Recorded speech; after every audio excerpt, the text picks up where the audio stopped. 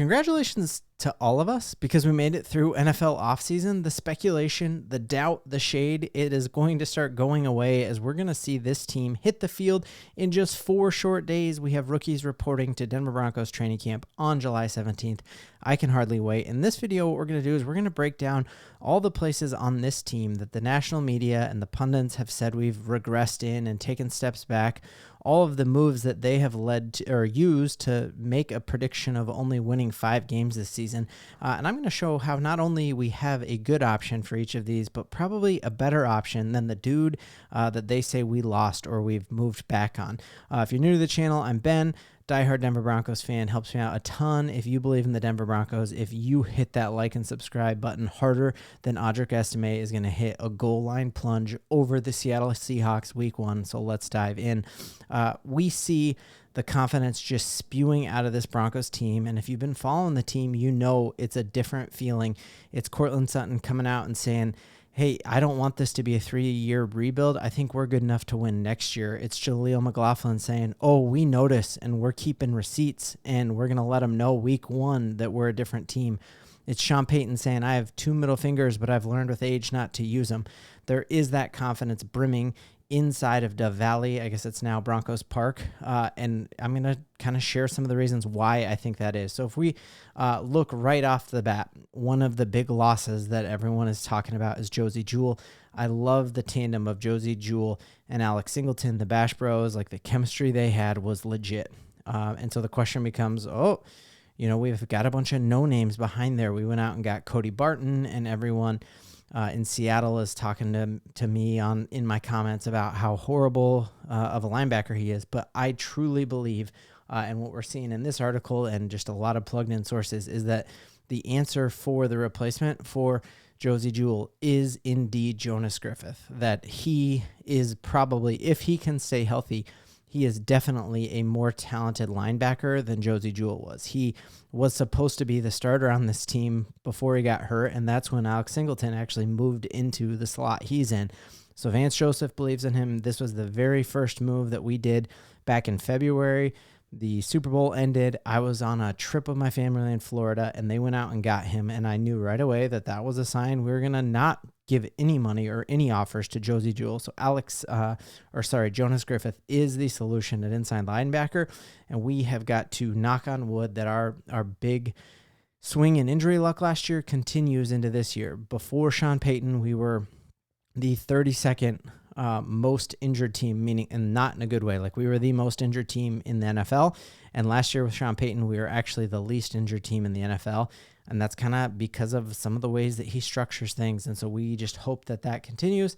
And so I think we definitely have a solution there. The next seemingly big glaring problem was moving on from Lloyd Cushenberry. Cushenberry was our center. He went and got mega money with the Tennessee Titans.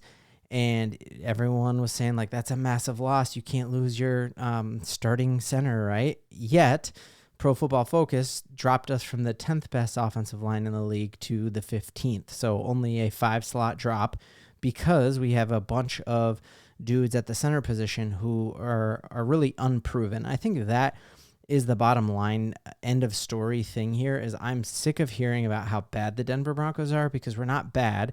We are unproven. And I think that we have dudes with incredibly high ceilings, and we have a really, really lot of potential on this team that we haven't in the past, and that's very different than bad.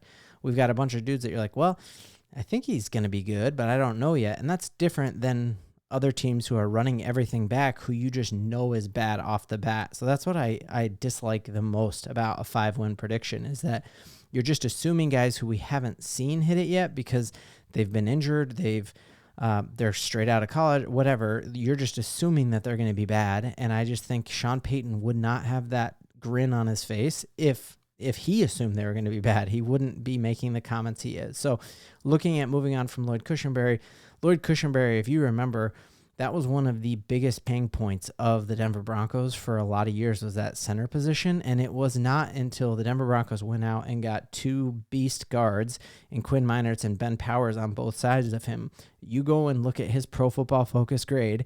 The years before, he had 2 guards next to him, and it was awful.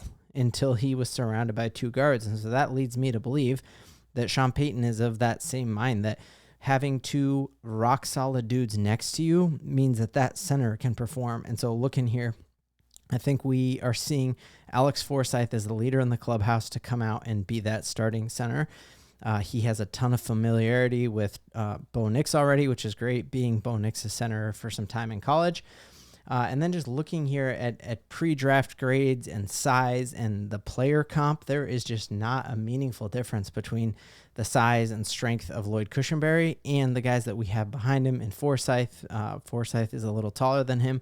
He's put on weight since his pre-draft now and is weighing in very similarly to what Cushenberry is. And then who knows, could Luke Wattenberg also be the leader in the clubhouse, who was a higher grade draft pick coming into this, and we just haven't had to see it yet. But you look at the athleticism for him, and he's definitely more athletic. And so I think we've got two dudes right behind him, right behind Cushenberry moving out, that I'm not worried about that center position, especially because you are not on an island there, that you are working in tandem and communicating very closely with your guard. So I think that is a very, very great thing. So the next thing, obviously, is moving on from Russell Wilson and what is going to happen.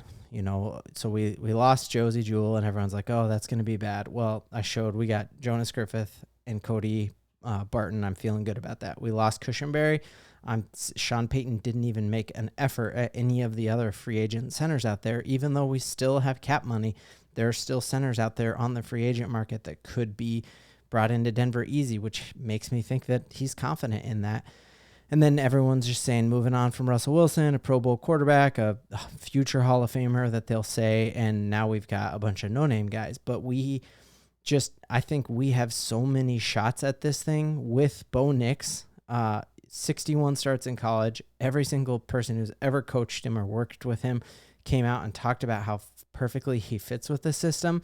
And if for whatever reason Bo Nix doesn't work, the guy that we have behind him was a second overall pick in the draft who's got a cannon for an arm, and hide your kids, hide your wife, hide your mom probably, because we got Zach Wilson, baby. And so if Bo Nix doesn't work, I feel very good about Zach Wilson.